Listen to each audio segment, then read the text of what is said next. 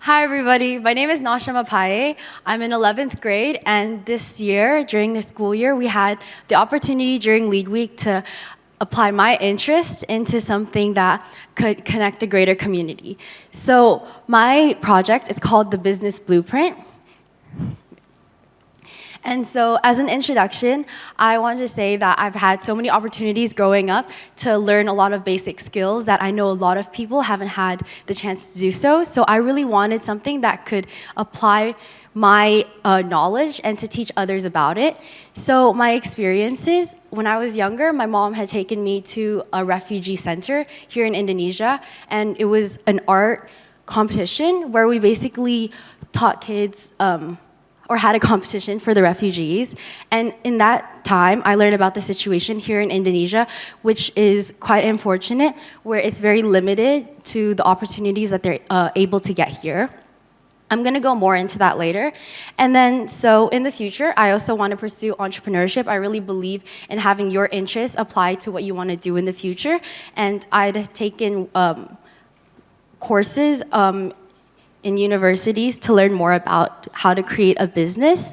And I wanted to be able to apply those skills into teaching kids and refugees more about that. So here in Indonesia, I wanted to talk about the situation. Indonesia is currently a transfer country for refugees here, so they're not allowed to permanently stay here. However, they are safe from deportation. Despite that, they have very limited job opportunities, so they're not allowed to have access to formal work as well as education for children. So it's very limited, the opportunities that they're able to have here, and they're basically stuck doing nothing here in Indonesia. And moving into that, the statistics for this, there's around 12,000 refugees here in Indonesia, and the resettlement rate is less than 1% because slots in the US, Australia, and Canada have currently filled up for the time being. So this means that refugees who have expected to stay here for only a couple years are stuck here for up to 15 years. And so what I wanted to do was I partnered with this organization called Help for Refugees, and their mission is to create an organization where they can teach refugees the basic fundamental skills that they're missing out on, as well as create a community here in a place that's kind of limiting what they can do. And so because our missions are so similar, I wanted to work with them, and they also had contacts with my school, so it was really easy to get in touch with them.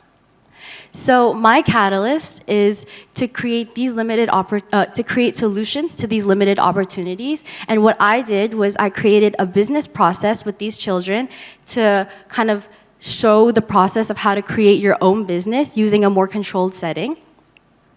And what I wanted to do throughout this course of a week was create or teach basic terms for the children to teach them the logistics of having a business, what they need to learn in terms of demand and supply, for example, as well as creating the products themselves and having the confidence to pitch the products. I also wanted to add that these refugees, they don't have English as their first language, so while they're learning to create their own business, they're also learning basic skills and terms in English, which can really make it a struggle for them. So I really wanted to break down the process. So I'm gonna go through the journey and process day by day and what we did. So on the first day, because they don't have as much experience with the Western world, what actually inspired me to do this project in the first place was watching a Shark Tank episode, and I kind of wanted to emulate that experience. So we had them see what they were gonna do or what their final project was, which was to show something of a product pitch to the community. And then I had them choose a product. We had the controlled products already, so it was gonna be healthy brownies and colorful cookies for kids, as well as muffins. And then because of this, I'd already selected the certain demographics they were gonna choose, and I had them research about what created the brand and how they could target the population or the market that they wanted to work on. And they had shared their products because I wanted to see how well they could speak to others, just because being able to present their products is such a valuable skill.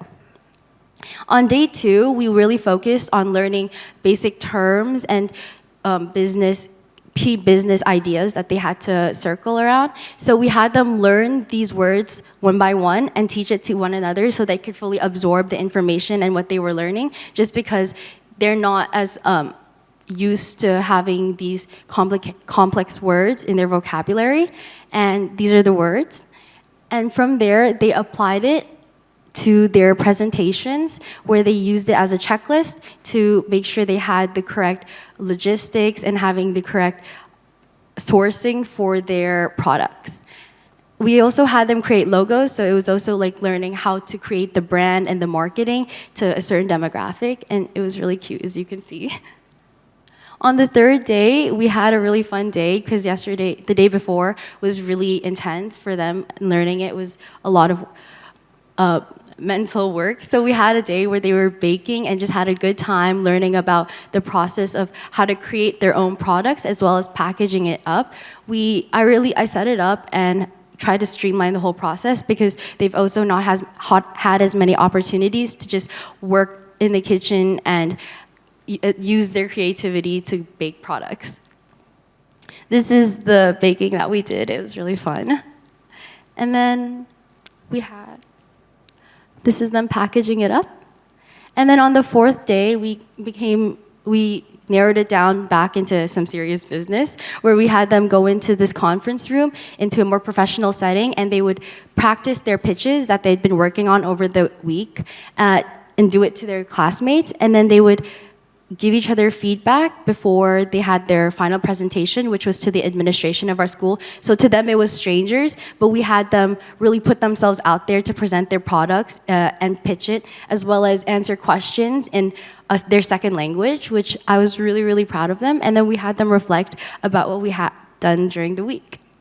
So this is one of the presentations. I was really proud of them. They were able to really gain the confidence to speak in another language as well as present a product that they'd been working on.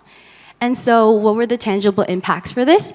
So as I said, they gained a lot of confident speaking skills. This was initially not my biggest goal in the process. However, I found that it became the most important one just because it's such a valuable skill that people can have. And the fact that they gained it made me really proud of them. And then we had created opportunities for them to use their time wisely here in Indonesia, just because they can't get formal work and they're rely on charity for their basic and daily needs. I wanted to give them the opportunity to apply their own creativity and skills into something that they could use to gain a profit. As you can see here, the financial benefit of using this, as well as utilizing their time wisely. And then in the future, I want to redo this program by creating another workshop where we're going to do it over the course of a certain month and then extend it to online selling, just so to see how far they can get and see if they could apply their own interests aside from just baking into it. And I just wanted to say thank you. I really enjoyed this product.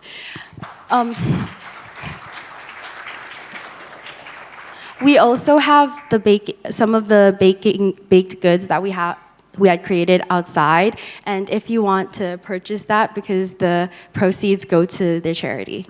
So yeah, thank you.